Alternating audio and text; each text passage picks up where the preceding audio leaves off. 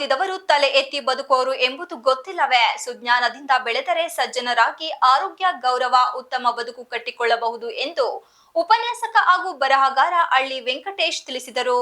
ಅವರು ಪಟ್ಟಣದ ಸಾರ್ವಜನಿಕ ಗ್ರಂಥಾಲಯ ಹೇಮಾವಣಿ ಪ್ರಕಾಶನ ಹೇಮಾವತಿ ಆಫ್ಸೆಟ್ ಪ್ರೆಸ್ ವತಿಯಿಂದ ನಡೆದ ಗ್ರಂಥಾಲಯ ಸಪ್ತಾಹ ಕಾರ್ಯಕ್ರಮವನ್ನು ಗುರುವಾರ ಉದ್ಘಾಟಿಸಿ ಮಾತನಾಡಿ, ಮಕ್ಕಳು ಹೀಗಿರಬೇಕು ಹಾಗಿರಬೇಕೆಂದೆಲ್ಲ ತಂದೆ ತಾಯಂದಿರು ಬಯಸುವುದು ಮಾರುಕಟ್ಟೆಯಲ್ಲಿ ಸಂತೆಯಲ್ಲಿ ತೆಗೆದುಕೊಂಡು ಹೋಗುವುದು ತಪ್ಪಲ್ಲ ಎನ್ನುವುದನ್ನು ತೆಗೆದುಕೊಂಡುದರ ಜೊತೆಗೆ ಒಂದು ಪುಸ್ತಕವನ್ನು ಕೊಂಡು ಇದನ್ನು ಓದು ಎಂದು ಓದುವ ಅಭ್ಯಾಸ ಮಾಡಿಸಬೇಕಲ್ಲವೇ? ಪ್ರಪಂಚದಲ್ಲಿ ಡಾಕ್ಟರ್ ಬಿ.ಆರ್. ಅಂಬೇಡ್ಕರ್ ಅವರು ಹೆಚ್ಚು ಪುಸ್ತಕಗಳನ್ನು ಓದಿದವರು, ಗ್ರಂಥಾಲಯವನ್ನು ಹೆಚ್ಚು ಬಳಕೆ ಮಾಡಿಕೊಂಡವರು.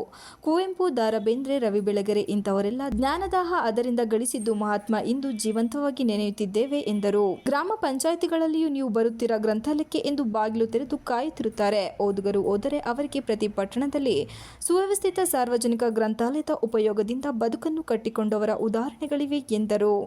ಕಾರ್ಯಕ್ರಮದ ಅಧ್ಯಕ್ಷತೆಯನ್ನು ವಹಿಸಿ ಮಾತನಾಡಿದ ಹಿರಿಯ ಹೋರಾಟಗಾರ ಹಾಗೂ ಗ್ರಂಥಾಲಯ ನಿರ್ಮಾತೃ ಪುಟ್ಟಣ್ಣ ಗೋಕಾಕ್, ಜಿಲ್ಲೆಯಲ್ಲಿ ಒಂದು ಉತ್ತಮ ಸುಸಜ್ಜಿತ ಗ್ರಂಥಾಲಯ ನಿರ್ಮಾಣವಾಗಿದ್ದರೆ ಅದು ನಮ್ಮ ತಾಲೂಕು. ಸಾವಿರಾರು ವಿದ್ಯಾರ್ಥಿಗಳು ಗ್ರಂಥಾಲಯದ ಉಪಯೋಗವನ್ನು ಪಡೆದುಕೊಂಡು ಉನ್ನತ ವ್ಯಾಸಂಗಕ್ಕೆ ದೇಶ ವಿದೇಶಕ್ಕೆ ಹೋಗಿದ್ದಾರೆ. ಇನ್ನು ಕೆಲವರು ಸರ್ಕಾರಿ ಹುದ್ದೆ ಪಡೆದುಕೊಂಡು ಬದುಕನ್ನು ಕಟ್ಟಿಕೊಂಡಿದ್ದಾರೆ ಎಂದರು. ಇಂಡಿಯನ್ ಹಿಸ್ಟ್ರಿ ಓದ್ತೀವಿ ಅಂದರೆ ಇಂಡಿಯನ್ ಹಿಸ್ಟ್ರಿ ಏನಿದೆ, ಯಾವ ಪೇಜಲ್ಲಿ ಏನಿದೆ, ಇಷ್ಟನೇ ಪೇಜಲ್ಲಿ ಇದಿದೆ, ಈ ಲೈನ್ ಇದೆ, ಇದೆಲ್ಲ ಗೊತ್ತಿರಬೇಕು. ಈಗ ನೀವು ಯಾವುದೋ ಒಂದು ಇನ್ಸ್ಟಾಗ್ರಾಮ್ ಫೋಟೋ ಹಾಕಿ ನನಗೆ ಎಷ್ಟು ಲೈಕ್ ಬಂದಿದೆ ಅಂತ ಎಷ್ಟು ಸರಿ ನೋಡಿರ್ತೀವಿ. ಒಂದು 150 ಬಂದಿದೆಯಾ, 200 ಬಂದಿದೆಯಾ ಅಂತ ನೋಡ್ತೀವಿ. ಯಾಕೆ ನೀವು ಈ ಪುಟದಲ್ಲಿ ಇದಿದೆ ಅಂತ ಯಾಕೆ ನೀವು ಅರ್ಥ ಮಾಡ್ಕೊಳ್ಳೋಕ್ಕಾಗಲ್ಲ? ಯಾಕೆ ಅದನ್ನು ಓದೋಕ್ಕಾಗಲ್ಲ? ಓದುವಂಥ ಪರಿಜ್ಞಾನ ಅದು ಈ ಪ್ರತಿ ಪುಟದಲ್ಲೂ. ಆಮೇಲೆ ಗ್ರಂಥಾಲಯಕ್ಕೆ ಬಂದಾಗ ನೀವು ಪುಸ್ತಕಗಳು ತಗೊಂಡು ಹೋಗೋದೇ ಬೇಡ.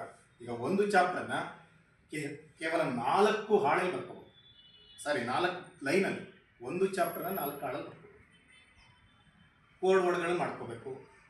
ನೀವು ಮನೆಗೆ ಹೋಗ್ತಿದ್ದಂಗೆ ಈ ಕೋಡ್ ವರ್ಡ್ ಏನು ಅಂತ ನೋಡಬೇಕು. ಸದಾ ಅದರಲ್ಲಿರಿ. ಒಂದು ಉದ್ಯೋಗ ಸಿಕ್ಕ ಮೇಲೆ ನಿಮಗೆ ಆನಂದ ಆಗೋದ್ರ ಜೊತೆಗೆ ಆಶ್ಚರ್ಯನೂ ಆಗುತ್ತೆ. ನಾನು ಇಷ್ಟೆಲ್ಲ ಓದ್ಬಿಟ್ಟು ನಾನು ಅದ್ರ ಜೊತೆಯಲ್ಲಿ ಒಂದು ಸಣ್ಣ ಉದ್ಯೋಗ ಸಿಗ್ತಿದ್ದಂಗೆ ಮತ್ತೊಂದು ಅಂತ ಸಿಗುತ್ತೆ. ನೀನು ಮತ್ತೆ ಅಡ್ರೆಸ್ ಕೊಡ್ತೀವಿ, ಚಂದ್ರಾಯಪಟ್ಟಣ ಲೈಬ್ರರಿಗೆ ಹೋಗಿ ಅಂತ ಹೇಳ್ತೀವಿ. ಹಾಗಾಗಿ ತಾಲೂಕಿನ ಗ್ರಂಥಾಲಯವನ್ನು ಭಾಳ ಸುಸಜ್ಜಿತವಾಗಿ ಇಟ್ಕೊಂಡಿದ್ದಾರೆ. ಮತ್ತು ಇಷ್ಟೊಂದು ಪುಸ್ತಕಗಳಿದೆ, ಕನ್ನಡ ಸಾಹಿತ್ಯ ಸಮೇತ ಎಲ್ಲ ರೀತಿಯ ಪುಸ್ತಕಗಳಿದೆ.